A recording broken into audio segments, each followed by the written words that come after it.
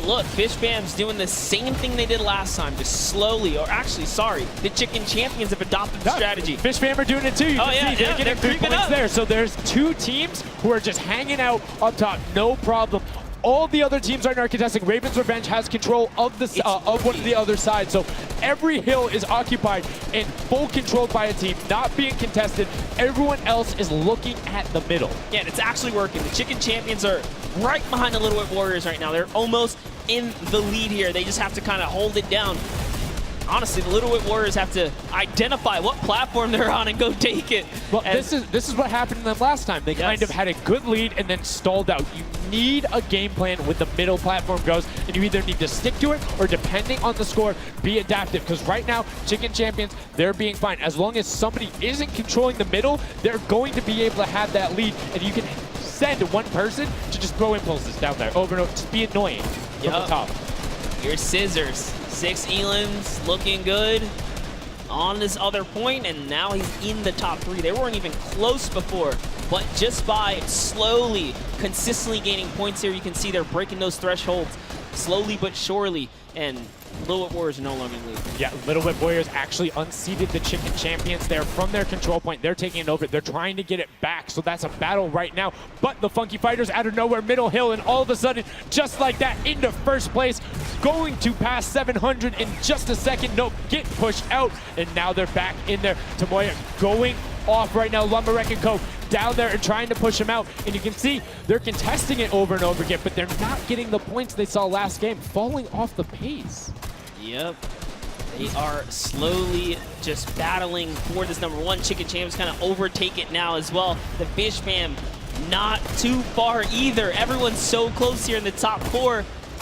Don't forget, if you take a victory, you win 55,000 bonus in prize. And right now, Suzu is going off. 21 eliminations, and right as I say that, apologies for the caster curse, but 21 eliminations from the Belgian. He loves practicing his builds and creative, and is showing it off here with really clever defensive cone edits up there. But right now, Little Whip Warriors are going at it. Tomoya gets the better of Ninja, and he gets cut down, but Funky Fresh Fighters then get sent all over the place thanks to the impulses from above. I love this strat. He kind of sends out for a second there just to kind of catch a breather, see if his teammates come back. But unfortunately, the timing was just a bit off. And the Llama Record Company now control the middle point. For how long, we will find out here, as this is their comeback story, because they need these points desperately here. Hand of Blood still alive, just long enough to get a couple of more points. But Scissors is playing the long game here, just eating away at the threshold here at the top. So Suzu isn't grouped with them. I'm assuming they've sent him to just go either watch middle and be their middle control. No, he just came up the backside. There you go.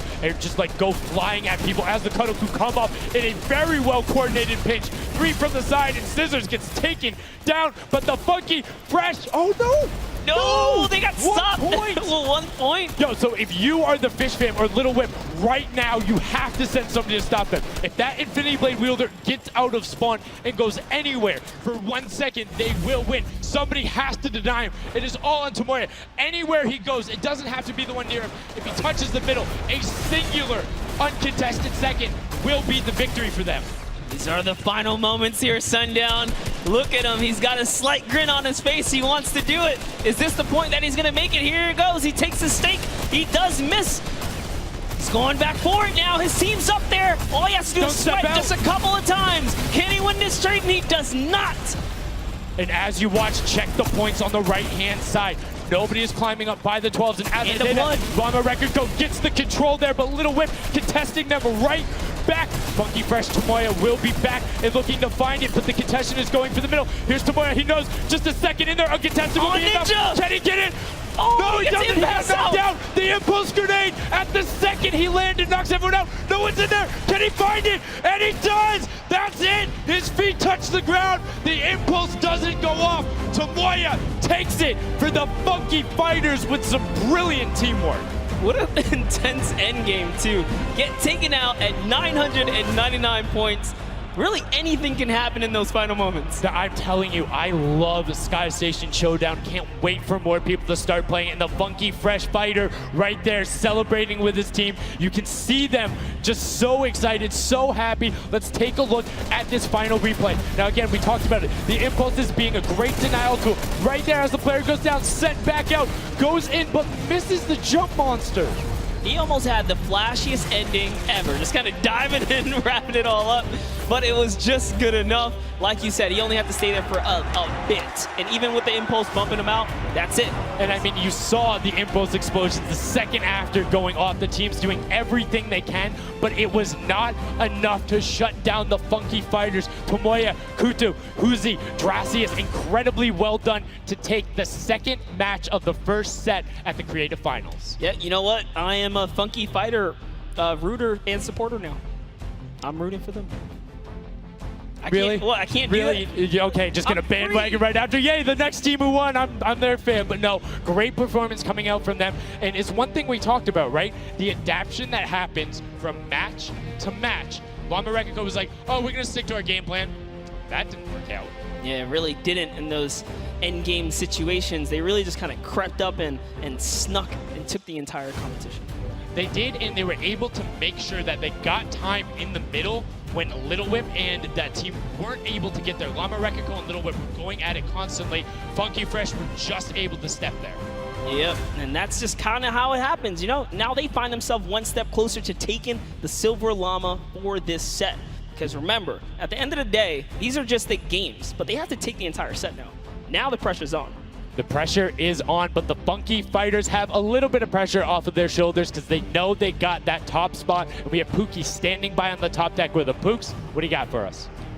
Thank you so much, Sundown. I am down here with our second game winners here. Congratulations, guys, first off and foremost. Now, I got to talk about the moment where you guys were just sitting, you needed 1 point left to win. What was that like? I was really nervous. Like, I was just imagining, like, losing with 1 point would be terrible, so we just tried to get 1 more point and we did it. So it was definitely devastating. I was screaming in my seat. I heard all the fans in the audience screaming for you guys as well.